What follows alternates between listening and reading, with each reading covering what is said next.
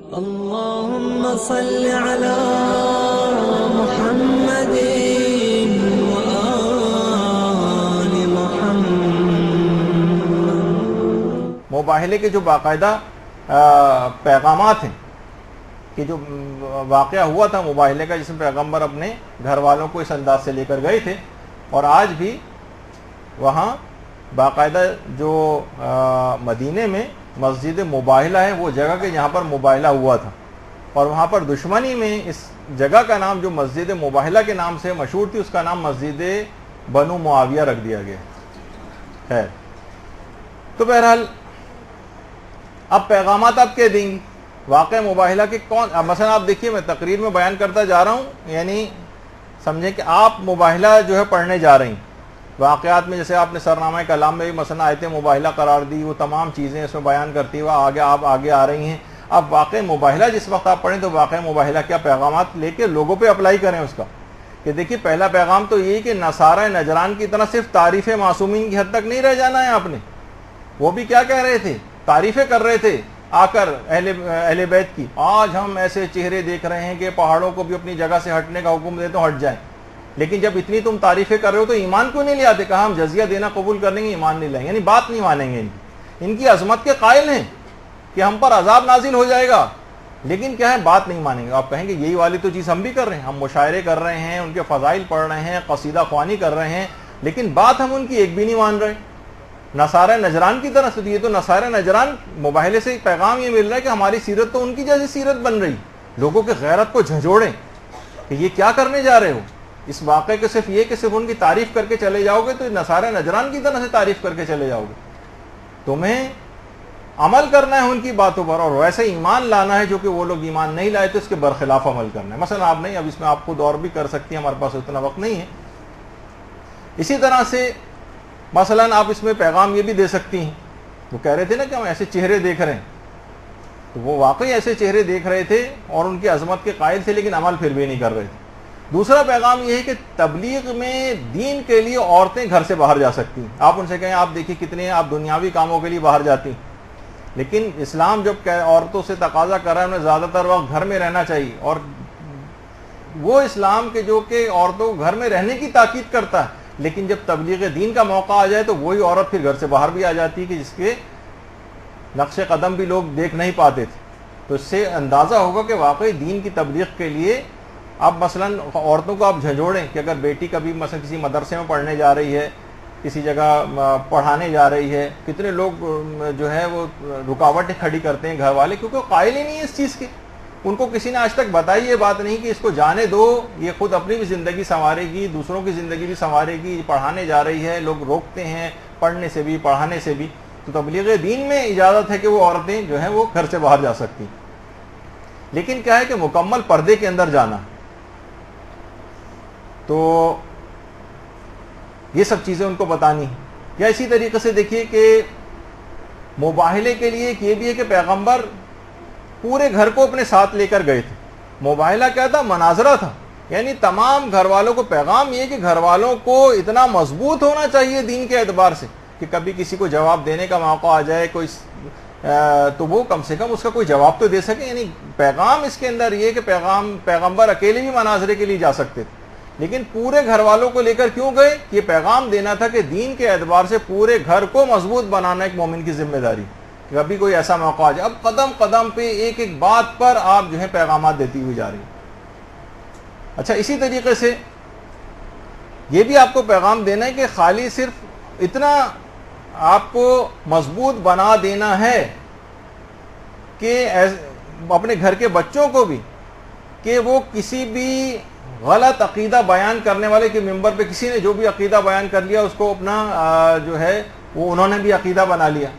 جو ذرا سا چرب زبانی آ کر ممبر پہ قافیے سے قافیہ ملا کے چلا گیا، اسی کے ہم نظریہ ہو گئے۔ اس کا مطلب ہے کہ گھر والوں کو عقیدے کے اعتبار سے اتنا مضبوط ہونا چاہیے،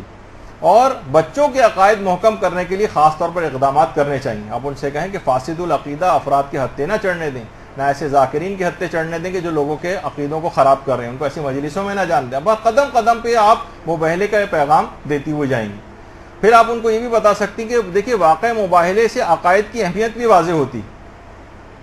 یعنی واقع مباہلہ پیغمبر کی نبوت کے اس بات کے لیے تھا نا، جو کہ عقائد میں سے ایک ہے۔ اس کا مطلب ہے کہ عقائد کی اہمیت کتنی زیادہ ہے، اور اپنے بچوں کے عقیدوں کو بہتر بنانے کے لیے باقاعدہ اگر کہ علماء کی خدمات لینی چاہیے۔ آپ ان کو احساس دلائیں کہ بچوں کو صحیح عقیدہ کیسے پتہ چلے گا، اسی طرح سے صحیح عقیدہ پتہ چلے گا کہ ان کو علماء حقہ کی عقائد کے سلسلے میں دلائل پڑھائے جائیں۔ خیر اس میں کتنی چیزیں بیان ہو سکتی ہیں، مثلا آپ آیت تطہیر بیان کر رہی ہیں اگر، اور اہل بیت کی طہارت کی باتیں بیان کر رہی ہیں، تو فقط اس تک نہ رہیں، بلکہ کہیں گے دیکھیے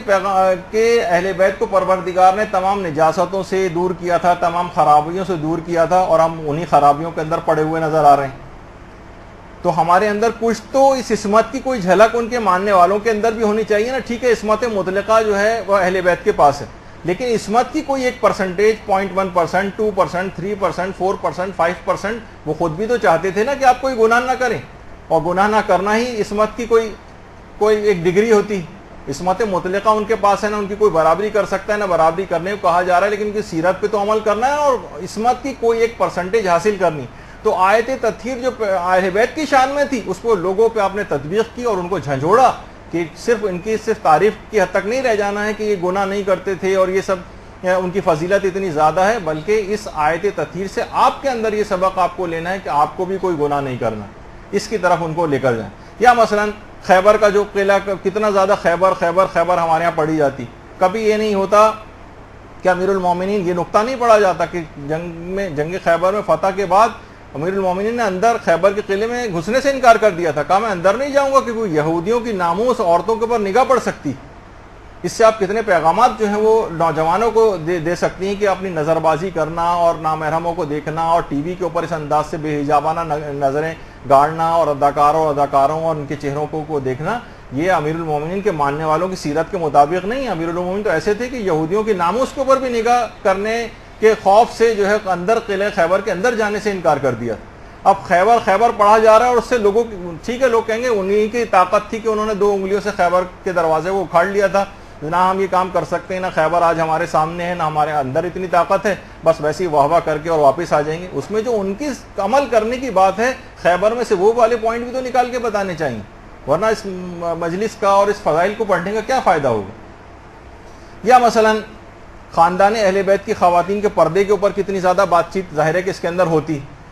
تو اب اس کو بھی آپ تطبیق کریں، اس کی خواتین کے اوپر کتنا زیادہ پردے کے مصائب آپ پڑھتی ہیں لیکن کہیں کوئی جملہ نہیں کہتی۔ کتنی روایت میں آیا ہے کہ مثلا یحییٰ مازنی کہتا تھا کہ میں جوار امیر المومنین میں کتنے عرصے رہا ہوں، لیکن خدا کی قسم میں نے ان کی بیٹی زینب کو نہ آج تک کبھی دیکھا نہ اسی کوئی آواز سنی۔ اور رسول اکرم کی قبر مبارک کی زیارت کو جب رات کے وقت امیر المومنین امام حسن، امام حسین اور حضرت زینب سلام اللہ علیہ کو لے کر جاتے تھے۔ اللہم صلی علی محمد و علی محمد۔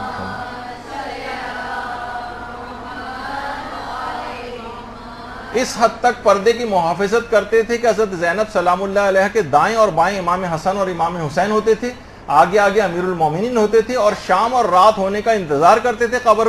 کی زیارت کے لیے آنے پر۔ اور قبر کی زیارت پر آ کر بھی امیر المومنین کا ایک طریقہ تھا، ہمیشہ چراغ کی لو کو مدھم کر دیا کرتے تھے۔ امام حسن نے جب پوچھا کہ بابا یہ آپ چراغ کی لو کو کم کیوں کرتے ہیں، تو کہا کہ میں نہیں چاہتا کہ تمہاری بہن کے چہرے کو کوئی جو ہے وہ دیکھ لے۔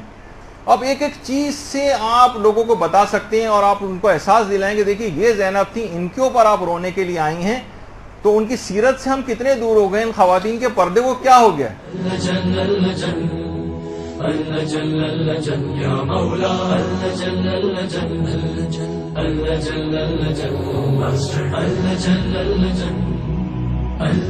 يا صاحب السماء